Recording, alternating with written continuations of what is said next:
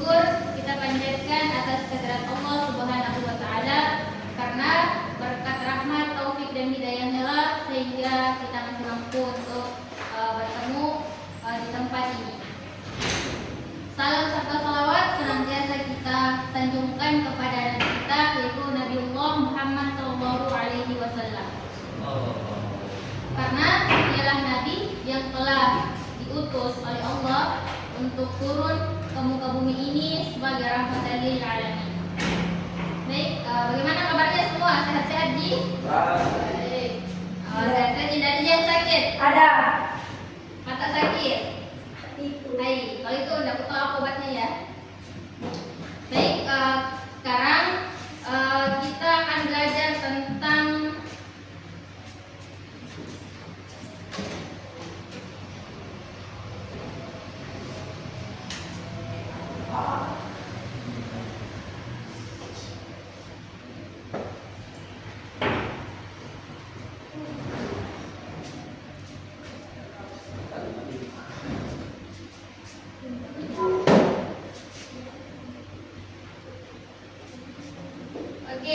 sekarang kita akan belajar tentang dinamika kelompok dan perilaku antar pribadi. Sebelumnya, ada yang tahu apa itu dinamika kelompok? Ada? Jadi, dinamika kelompok itu adalah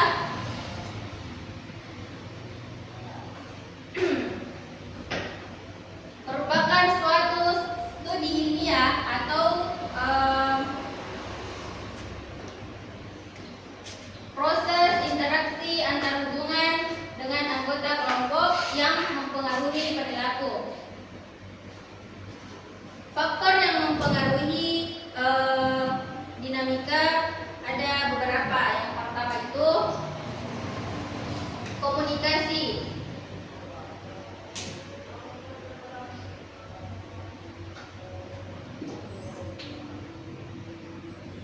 Ada yang tahu apa itu komunikasi? Ada yang tahu? Tidak ada. Apa? Proses penyampaian pesan Oke, proses penyampaian pesan atau informasi.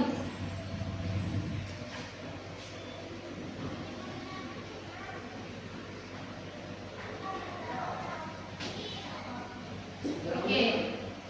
Yang kedua, kepemimpinan.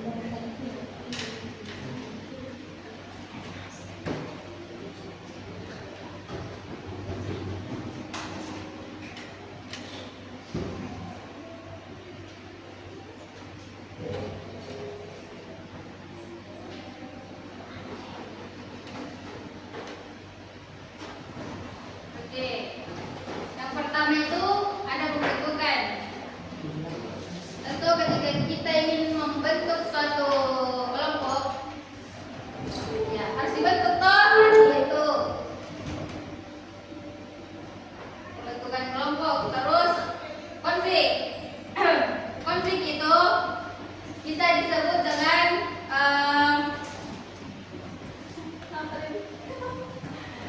kan disebut dengan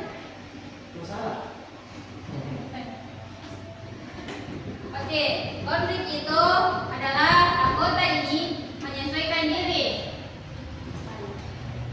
Yang pertama itu membentukan. Tentu ketika ingin membentuk suatu tim misalnya ya, kalau mau ikut lomba tuh pasti akan ada yang namanya pembentukan. Pembentukan itu 5 atau 4 atau 5 orang. Terus konflik.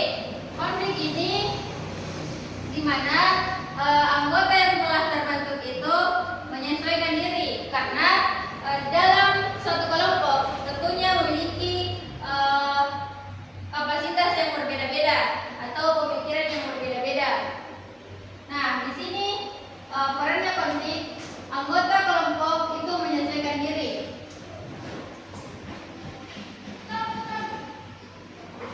Terus normatif, di mana ketika anggota kelompok sudah menyesuaikan diri, di situ anggota kelompok memiliki hak untuk menentukan suatu kesepakatan.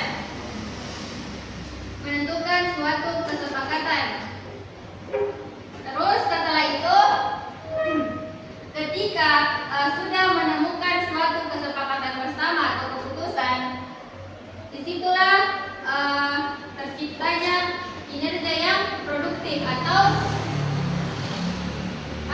sesuai.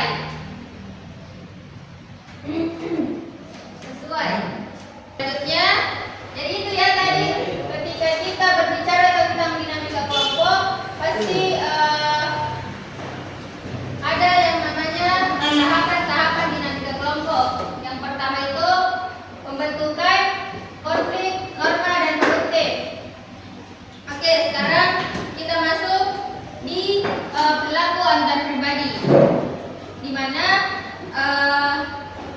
Lawrence dan Rogers itu mengatakan bahwa komunikasi antar pribadi ditandai dengan adanya tindakan dukungan atau pengungkapan oleh seorang pengamat secara sadar ataupun tidak terhadap tindakan yang dilakukan oleh pihak lain, dan kemudian melakukan kembali bahwa tindakan yang pertama itu sudah diamati oleh pihak lain.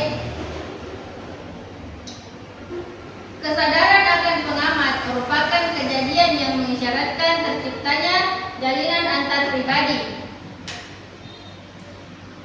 Komunikasi antar pribadi sesungguhnya baru akan tercipta kalau terdapat kesadaran dari dua pihak untuk mengamati keadaan masing-masing pihak dan memberikan respon atas keadaan tersebut sebagaimana sifat komunikasi. Maka hubungan yang terjadi ditandai dengan adanya sikap saling memperhatikan, saling memahami, penuh pengertian, dan keakraban.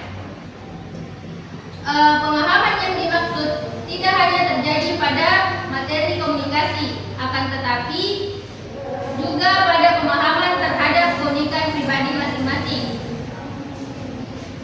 Kesadaran akan perbedaan-perbedaan inilah yang memungkinkan komunikasi untuk tumbuh dan berkembang.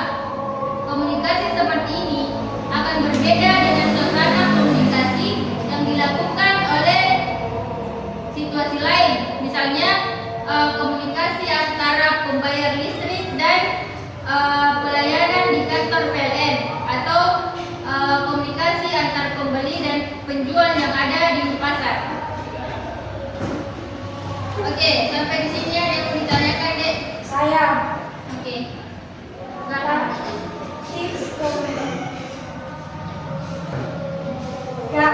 Tips bagaimana cara berkomunikasi dengan baik agar bisa lebih dekat atau akrab. Oke, jadi tipsnya itu pertama, tentu ketika kita ingin saling dekat, pastinya perlulah kita tahu siapa orang itu, kemudian barulah kita meneliti atau mencari tahu